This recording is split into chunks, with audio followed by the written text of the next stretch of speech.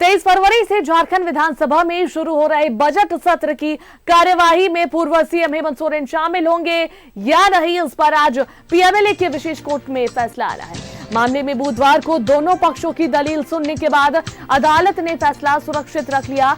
अदालत में सुनवाई के दौरान हेमंत सोरेन की ओर से महाधिवक्ता राजीव रंजन ने पक्ष रखा। महाधिवक्ता राजीव रंजन ने कहा कि बजट सत्र में मनी बिल पेश होता है, ऐसे में सदन में उनका शामिल होना जरूरी है।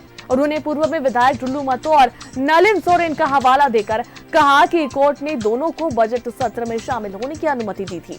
इस कारण हेमंत सोरेन को भी बजट सत्र में शामिल होने की अनुमति मिलनी चाहिए।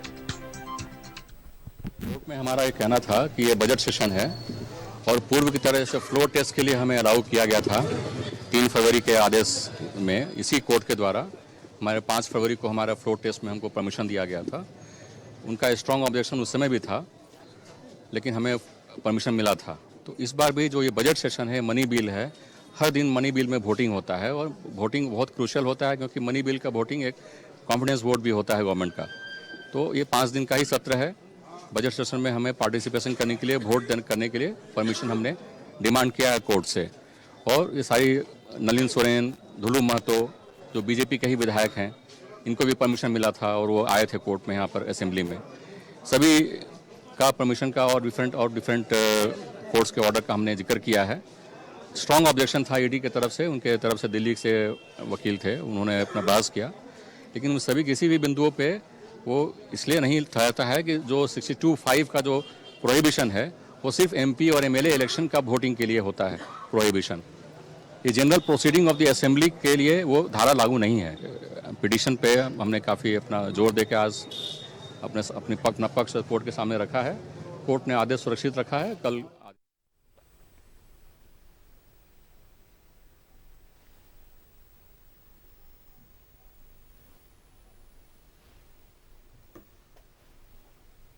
और इस पर अधिक बातचीत के लिए हमारे संवाददाता दीपक हमारे साथ जुड़ रहे हैं। दीपक, देखिए, हेमंत सोरेन ने जो है पीएमएलए के विशेष कोर्ट में जो है ये अर्जी दाखिल की थी कि उन्हें बजट सत्र में शामिल होने दिया जाए। कल इस पर सुनवाई हुई है, फैसला सुरक्षित रख लिया गया है।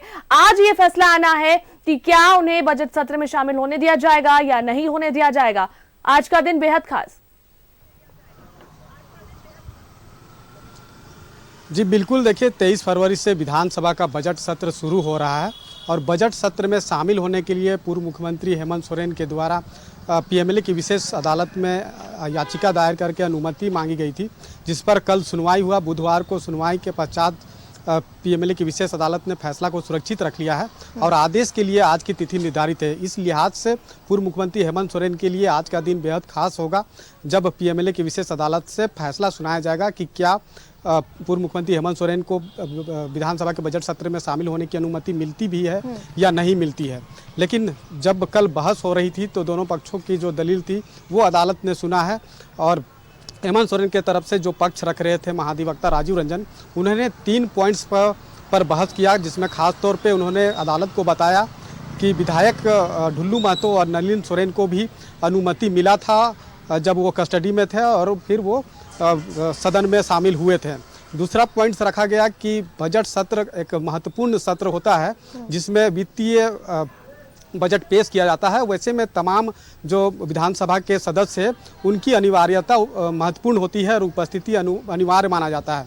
ऐसे में पूर्व मुख्यमंत्री हेमंत सोरेन को भी बजट सत्र में उपस्थित होना है और इसके लिए अदालत से जो है अनुमति दी जाए। तीसरा पॉइंट रखा गया कि जब ईडी के रिमांड पर थे हेमंत सोरेन, उस दरमियान भी जब चंपई सोरेन की सरकार को बहुमत साबित करना था 5 फरवरी को, उस दिन फ्लोर टेस्ट में शामिल होने के लिए इसी पीएमएलए की विशेष अदालत से अनुमति मिली थी, जिसके आधार पर हेमंत सोरेन फ्लोर टेस्ट में शामिल हुए थे, विधानसभा के सत्र में शामिल हुए थे। तो ये 3 पॉइंट्स को जो है वो हेमंत सोरेन के अधिवक्ता के द्वारा रखा गया है।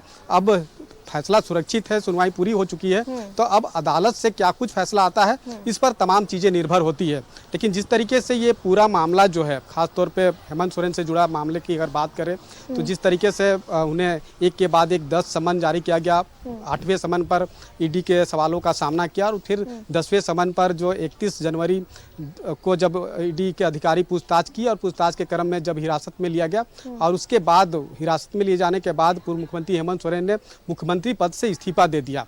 तो मुख्यमंत्री पद से भले ही इस्तीफा दे दिया है, लेकिन बरहेट विधानसभा से वो विधायक है और विधानसभा के सदस्य है। ऐसे में उन्हें जो बजट सत्र चलेगा उसमें शामिल होना उनके लिए अनिवार्यता मानी जा रही है और वो महत्वपूर्ण है, क्योंकि वित्तीय जो बजट है वो पेश किया जाता है।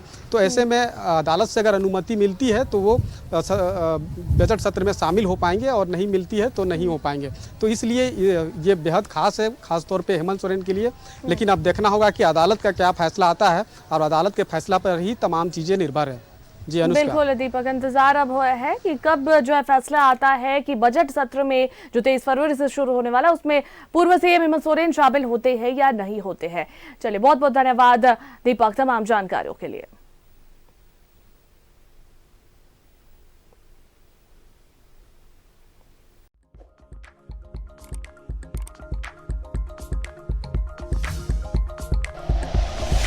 Like and share videos, subscribe करें हमारा चैनल और प्रेस करें बेल आइकॉन। न्यूज़ 11 भारत, सच है तो दिखेगा।